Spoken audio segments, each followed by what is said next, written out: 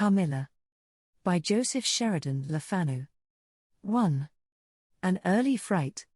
In Styria, we, though by no means magnificent people, inhabit a castle, or sklos. A small income, in that part of the world, goes a great way. 800 or 900 a year does wonders. Scantily enough ours would have answered among wealthy people at home. My father is English, and I bear an English name, although I never saw England. But here, in this lonely and primitive place, where everything is so marvelously cheap, I really don't see how ever so much more money would at all materially add to our comforts, or even luxuries. My father was in the Austrian service, and retired upon a pension and his patrimony, and purchased this feudal residence, and the small estate on which it stands, a bargain. Nothing can be more picturesque or solitary. It stands on a slight eminence in a forest. The road, very old and narrow, passes in front of its drawbridge, never raised in my time, and its moat, stocked with perch, and sailed over by many swans, and floating on its surface white fleets of water lilies. Over all this the sklos shows its many-windowed front, its towers, and its Gothic chapel. The forest opens in an irregular and very picturesque glade before its gate, and at the right a steep Gothic bridge carries the road over a stream that winds in deep shadow through the wood. I have said that this is a very lonely place. Judge whether I say truth.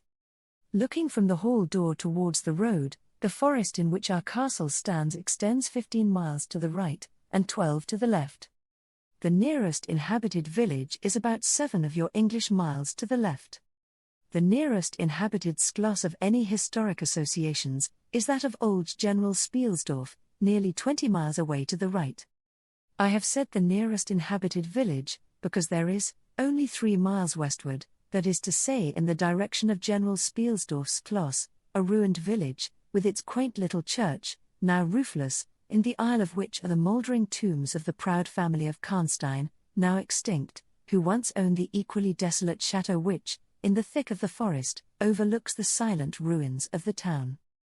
Respecting the cause of the desertion of this striking and melancholy spot, there is a legend which I shall relate to you another time.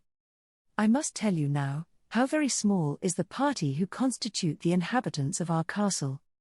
I don't include servants, or those dependents who occupy rooms in the buildings attached to the sklos. Listen, and wonder.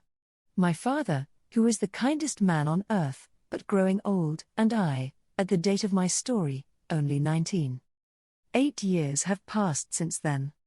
I and my father constituted the family at the sklos. My mother, a Styrian lady, died in my infancy, but I had a good-natured governess, who had been with me from, I might almost say, my infancy. I could not remember the time when her fat, benignant face was not a familiar picture in my memory. This was Madame Peridon, a native of Bern, whose care and good nature now in part supplied to me the loss of my mother, whom I do not even remember, so early I lost her. She made a third at our little dinner party.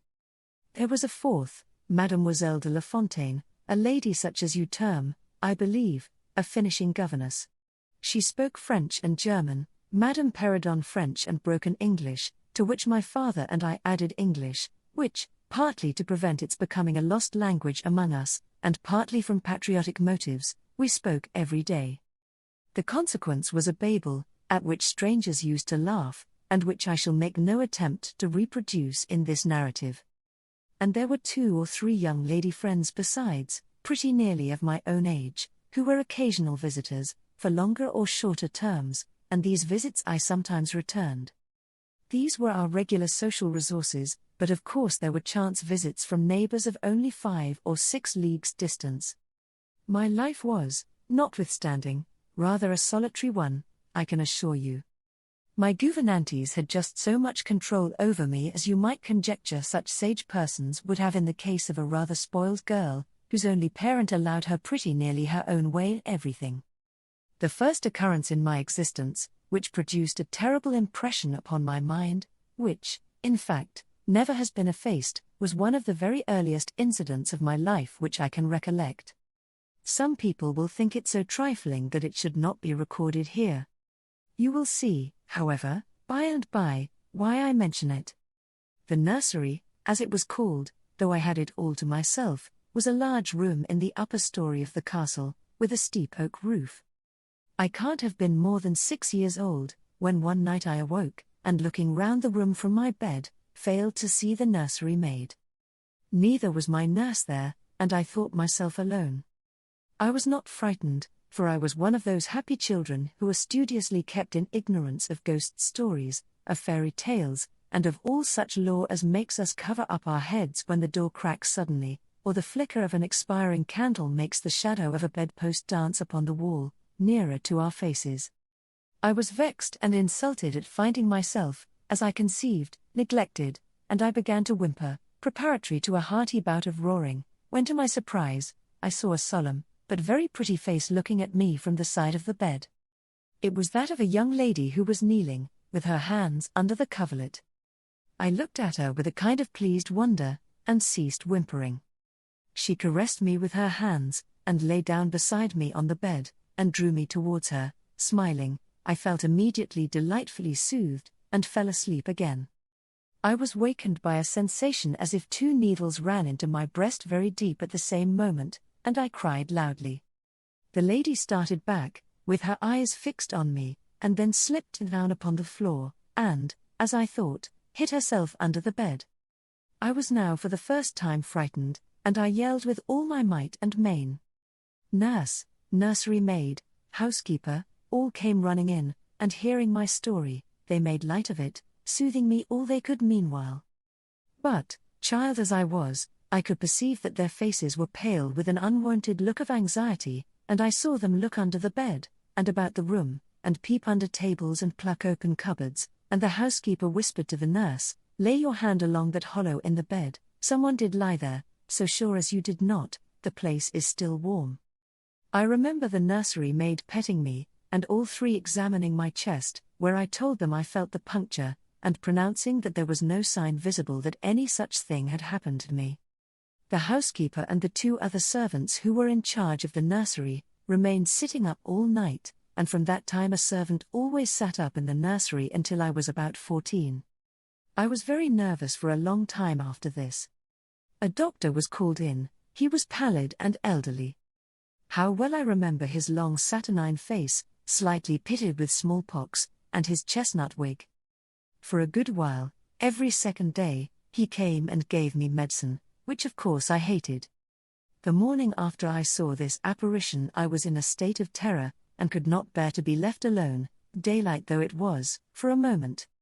I remember my father coming up and standing at the bedside, and talking cheerfully, and asking the nurse a number of questions, and laughing very heartily at one of the answers, and patting me on the shoulder, and kissing me, and telling me not to be frightened, that it was nothing but a dream and could not hurt me. But I was not comforted, for I knew the visit of the strange woman was not a dream, and I was awfully frightened. I was a little consoled by the nursery maid's assuring me that it was she who had come and looked at me, and lain down beside me in the bed, and that I must have been half dreaming not to have known her face. But this, though supported by the nurse, did not quite satisfy me. I remembered, in the course of that day, a venerable old man, in a black cassock, coming into the room with the nurse and housekeeper, and talking a little to them, and very kindly to me. His face was very sweet and gentle, and he told me they were going to pray, and joined my hands together, and desired me to say, softly, while they were praying, "Lord, hear all good prayers for us, for Jesus' sake."